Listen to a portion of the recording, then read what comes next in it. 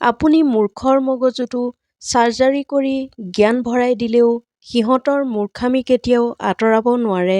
কিন্তু আপুনি নিজকে সেই মূৰ্খৰ মাজৰ পৰা আঁতৰাই আনিব পাৰে। আপুনি জোৰ কৰি কাৰো পৰা সন্মান আদায় কৰিব নোৱাৰে, কিন্তু য'ত আপোনাৰ সন্মান নাই তাৰ পৰা আপুনি নিজকে আঁতৰাই ৰাখিব পাৰে।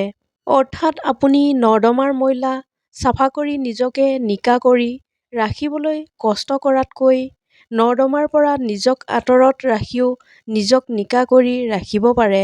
এটা কথা মনত ৰাখিব, সোঁতৰ বিপৰীতে সাঁতুৰিবলৈ বাহুত আৰু মনত জোৰ থাকিব লাগিব। কিয়নো সোঁতৰ দিশততো মৰাশও উটি যায়। আপুনি কোন দিশে সাঁতুৰিব সেইটো আপোনাৰ কথা। কেইটামান কথা মনত ৰাখি লওক। যাক এটা যেনি যায় সেই দিশতে গৈ থাকিলে যদি সামাজিক হ'ব পাৰি বা সংগ বেছি গোটাব পাৰি।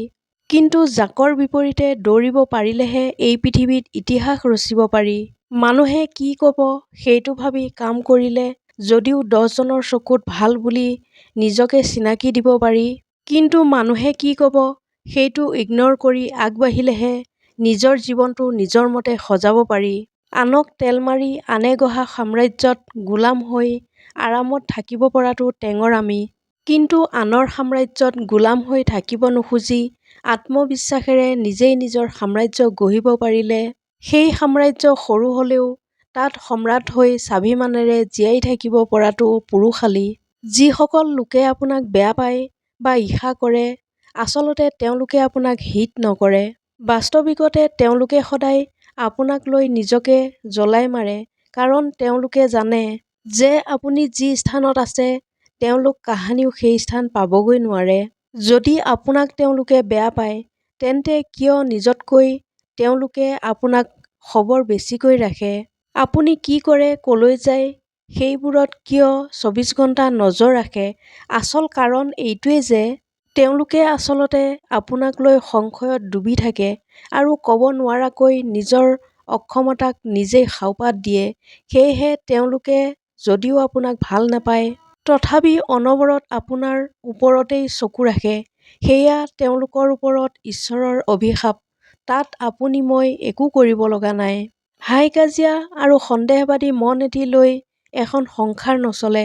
এখন সংসাৰ সুন্দৰকৈ চলিবলৈ কিছু এৰা-ধৰা স্বামী-স্ত্ৰীৰ মাজত বুজাবুজি আৰু অকণমান নিস্বাৰ্থ সহযোগিতাৰ খুবেই প্ৰয়োজন। তেতিয়াহে সংসাৰ এখন বাধাহীনভাৱে চলি গৈ থাকে।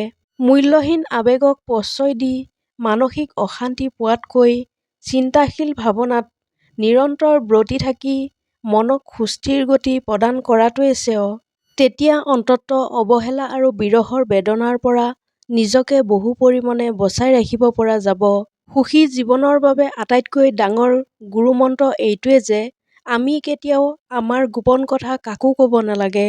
নিজৰ গোপন কথা কাৰোবাৰ আগত বিশ্বাসত প্ৰকাশ কৰিলেও এনে এটা দিন আহিব আপুনি সেই কামটোৰ পৰা ভয়ংকৰ কষ্টৰ সন্মুখীন হ'ব লগা হ'ব। এটা কথা মনত ৰাখিব, মানুহৰ গুণ আৰু মানুহে কৰা পাপ এই দুয়োটাৰ মূল্য আছে। পাৰ্থক্য মাথো এইটোৱেই যে গুণৰ মূল্য এটা সময়ত আপুনি ঘূৰাই পাব আৰু পাপৰ মূল্য এদিন সুদে মূলে ঘূৰাই দিব লাগিব। এটা ঘৰ জ্বলিলে ইঞ্চুৰেঞ্চ ল'ব পাৰে, কিন্তু সপোন জ্বলিলে কি কৰিব? বৰষুণ দিলে ছাতি এটা লৈ যাব পাৰে, কিন্তু চকুৰ পানী পৰিলে কি কৰিব? সিংহই গৰ্জন কৰিলে আমি পলাই যাব পাৰোঁ, কিন্তু মনৰ ভিতৰত অহংকাৰে গৰ্জন কৰিলে আমি কি কৰিম? কাঁইটে বিন্ধিলে আমি আঁতৰাব পাৰোঁ, কিন্তু কাৰোবাৰ কথাই বিন্ধিলে কি কৰিব পাৰি? শৰীৰত বিষ হ'লে দৰৱ খাব পাৰি, কিন্তু মনৰ ভিতৰত লগা বিষ যন্ত্ৰণাবোৰ কেনেকৈ ঠিক কৰিব? এটা কথা মনত ৰাখিব, ভাল বন্ধু এজন ঔষধৰ দৰে। লগতে সদায় হাঁহি এটা লগত ৰাখক।